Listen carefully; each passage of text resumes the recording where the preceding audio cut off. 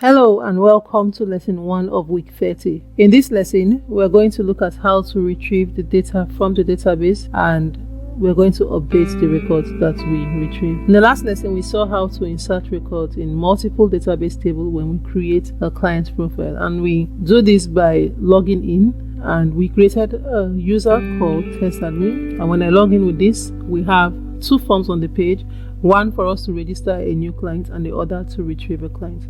We created a client with the client ID, clients 1, 2, 3, and when we click retrieve client, we have an error here, and we're going to look at what this error is about. So I'm going to come in here to look at what the error is all about. So our error is on this page, and it's because I'm trying to retrieve a profile that I have not created yet. So I'm going to just delete that from here for now so that we can get the form. So I'll explain all of this, and we're going to see exactly what is supposed to be here. Let me delete this. These are the things that are problematic lines of code. We said that we use the value attribute to specify the value from the database, and we get that value by passing the variable that holds the row that is fetched from the select query from the app file. We looked at that in the last lesson. When we retrieve a client, we select from the client profile table, and then we fetch that, store in the client profile, and we send this client profile to the profile page here. So we have that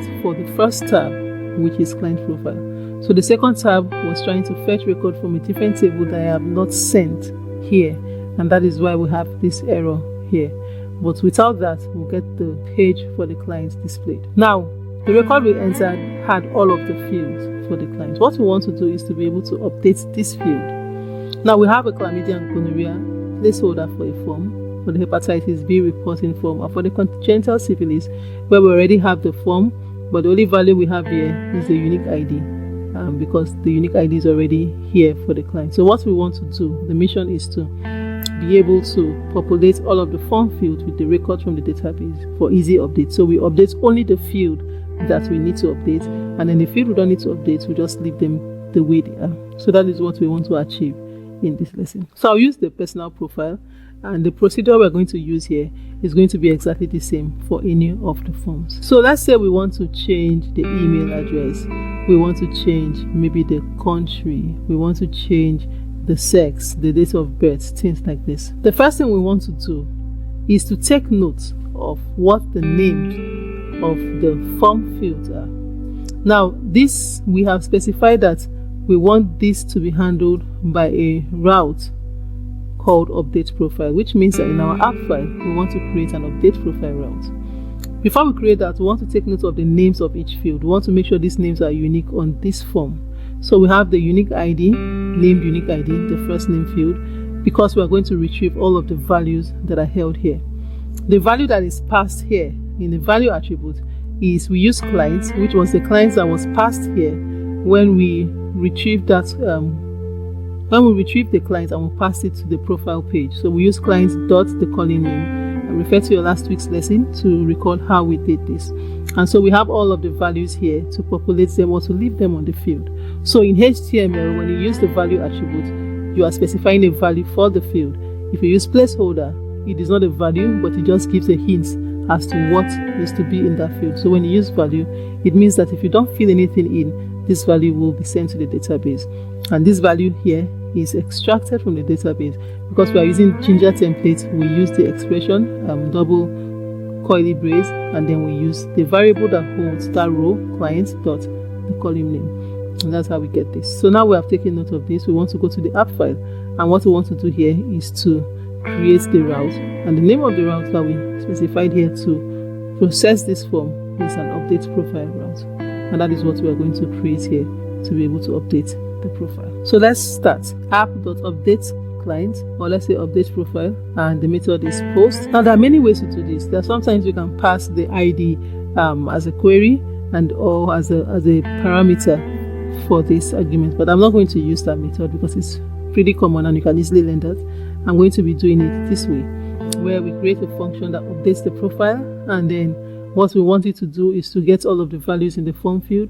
If it's changed, if it's the same, it gets the values as it is, and then send it to the database in an update query and change the value in the database row. We want to have a variable that holds a message, So where we have success, failure, this is where it will be.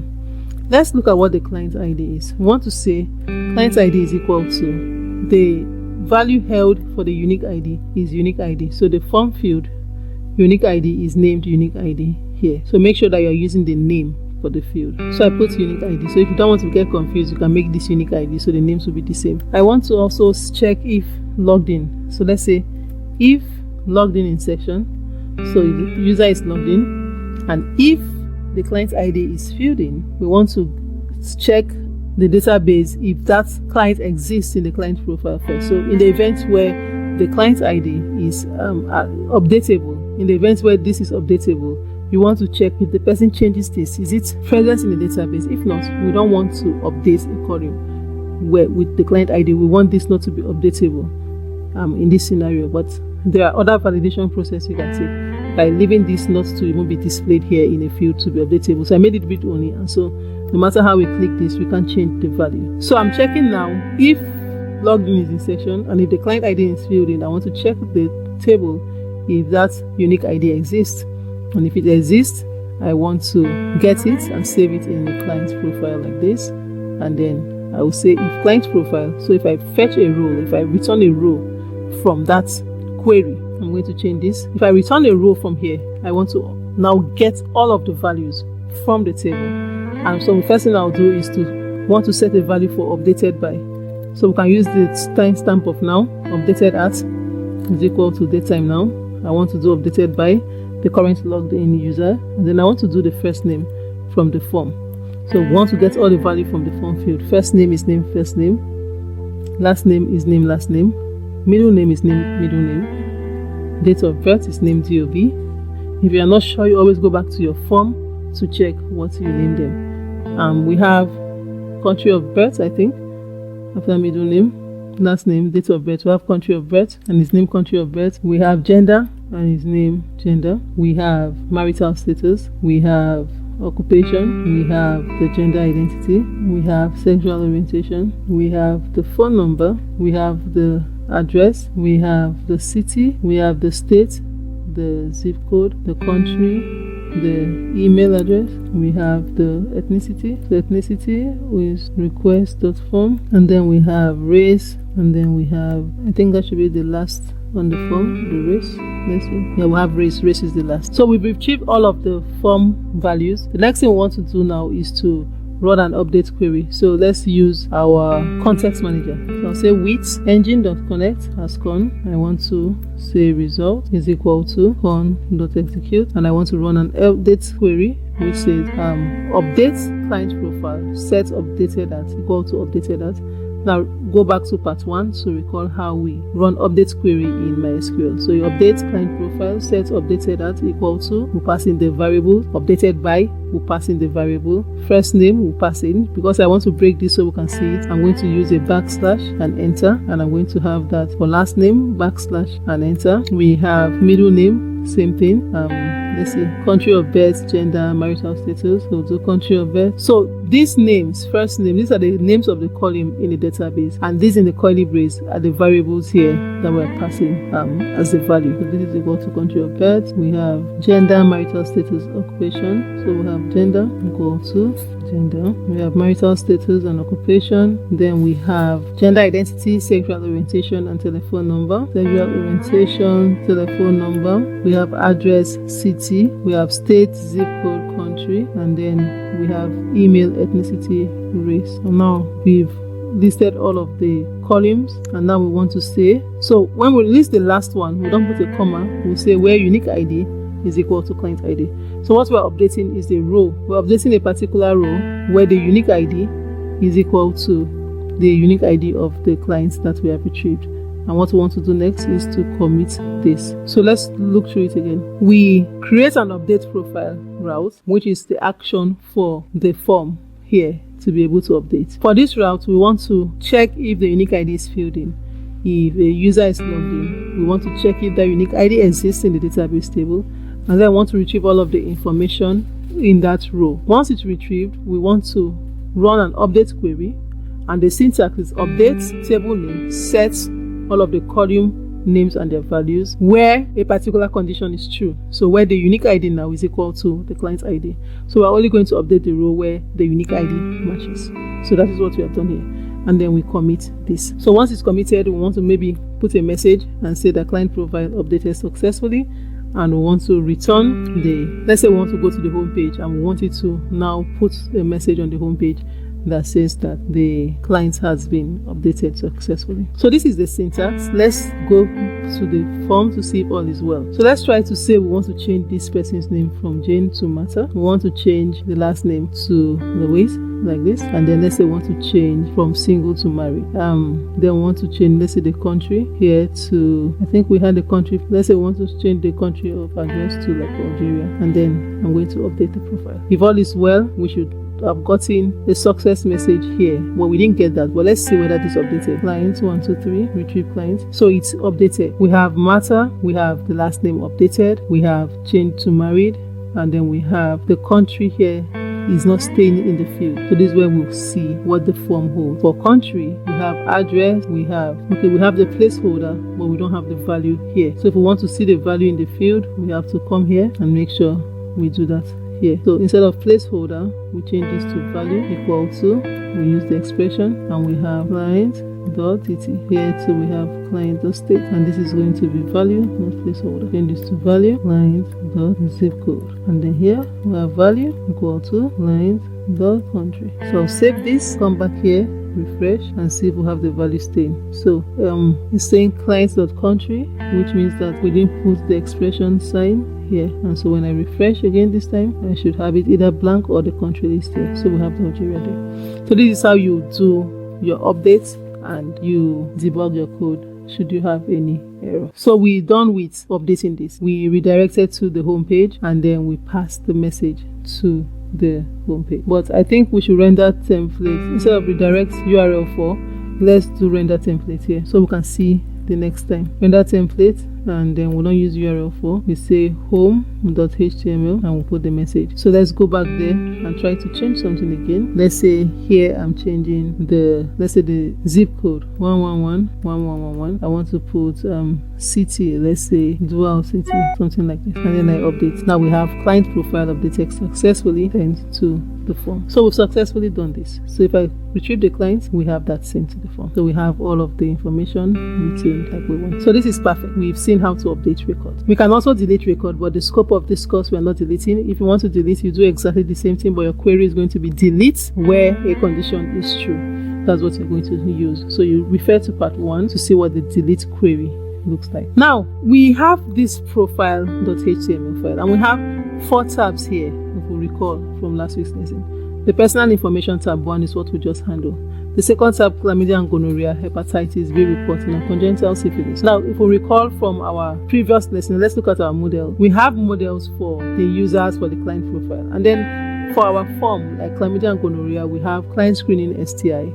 We have client treatment STI. We have partner management STI for chlamydia and gonorrhea. We have congenital syphilis mother, congenital syphilis infant for the congenital syphilis form. We have hepatitis B mother for the hepatitis B form. So we know that some of the forms have 2 tables where they send the data to, and this is one thing we need to bear in mind when we want to now work on the other forms. Now, I do not have a form created for the chlamydia and gonorrhea and for the hepatitis B, but I have a form for congenital syphilis. We have on our template a congenital syphilis, hepatitis B, hepatitis form, and STI placeholder.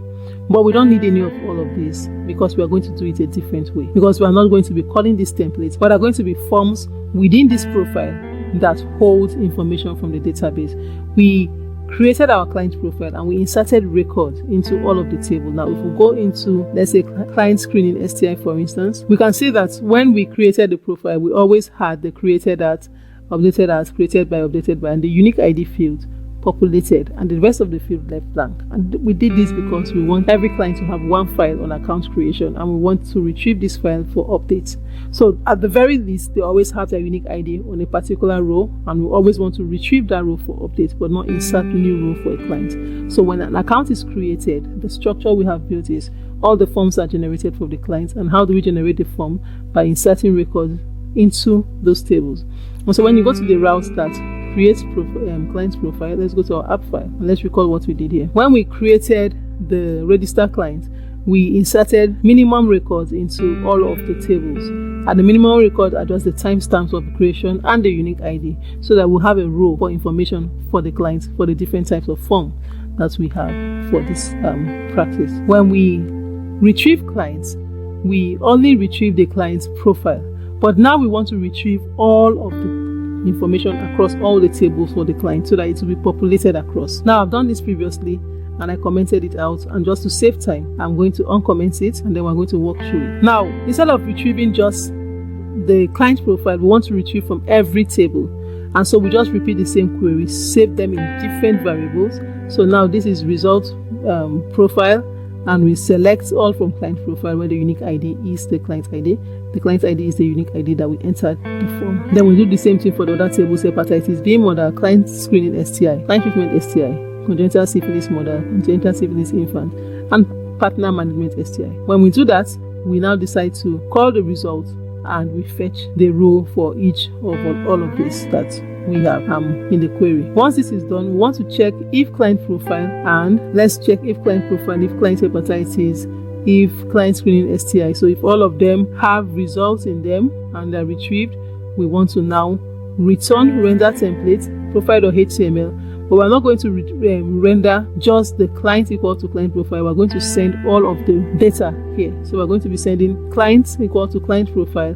We're going to be sending everything: hepatitis equal to client hepatitis, STI screening equal to client screening STI, treatment STI equal to client treatment STI, congenital syphilis mothers equal to client congenital syphilis mother.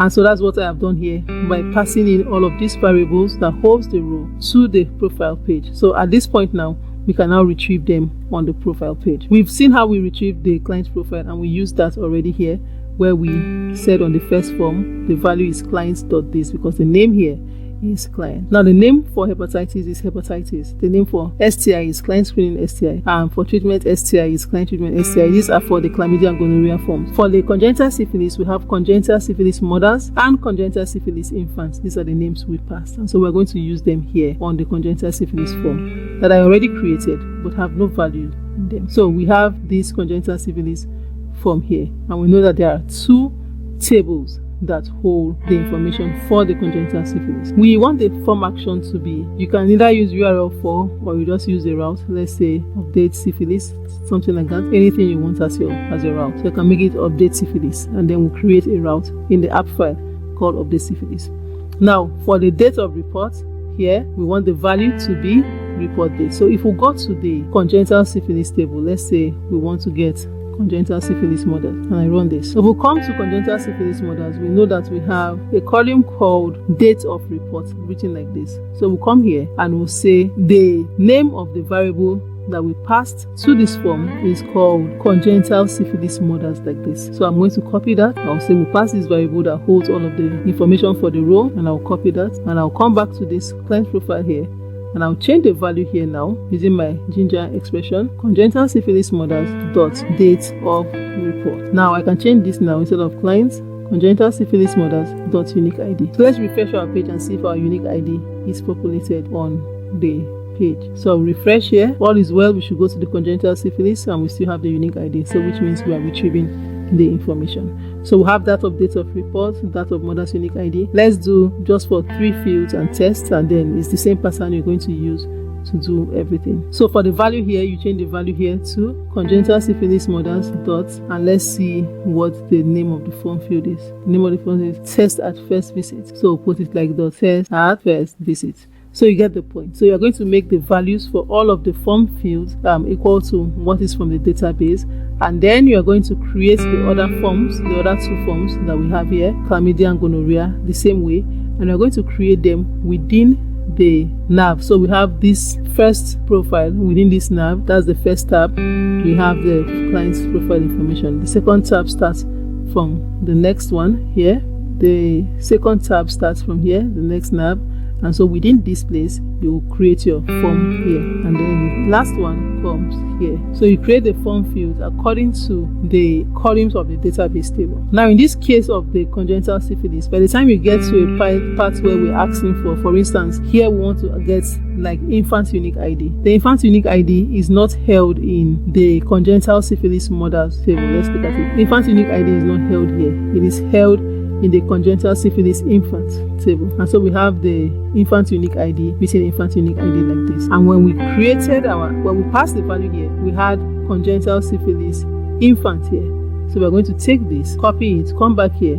So at this point, we're going to be using congenital syphilis infant unique ID. And so when we refresh our form, we come here, we're going to have the infant unique ID on the page because we're retrieving that information. So this is how we retrieve information from two tables on one form. And then when it is time to update, you come to your app file. On that same route, you are updating both tables, updating the congenital syphilis mothers and infants based on which of the table holds the column that you are updating. So if you are updating the infant unique ID at this point, so you are having two update queries, one that is updating the syphilis infant and the other that is updating the syphilis mother. I'm not going to go into the depth of that, but this is how we generally do this, and I'm going to leave you to explore and go further or deeper in how to do this. There are a lot of things that we've not done here, as this is not production level development. We do not do a lot of validation. There are a lot of things like looking at the inputs, trying to sanitize the inputs to prevent different types of attack. That is outside the scope of this course. This is as far as this course goes. The next course to this is Advanced Python and Production Development, where we handle everything for production, from validation to our CI/CD pipeline to creating environment files for production and to securely save our data in our database. So if you want to go further and deeper in understanding how to build applications for production, you should take the Advanced Python and Production Development course, which follows immediately after this course. So this is where we end this course. Thank you for sticking with us for 30 weeks, and we hope you enjoyed this course. We hope you enjoyed the lesson so far, and we hope you gained something from the course. We encourage you to go on Facebook, YouTube, like our page, like our lessons. If there's any lesson that speaks to you, record your projects, post on YouTube, tag us. Anything if you enjoyed or you think you benefited from this course. So thank you, and see you in course 3 for those of you who will transition to the next course.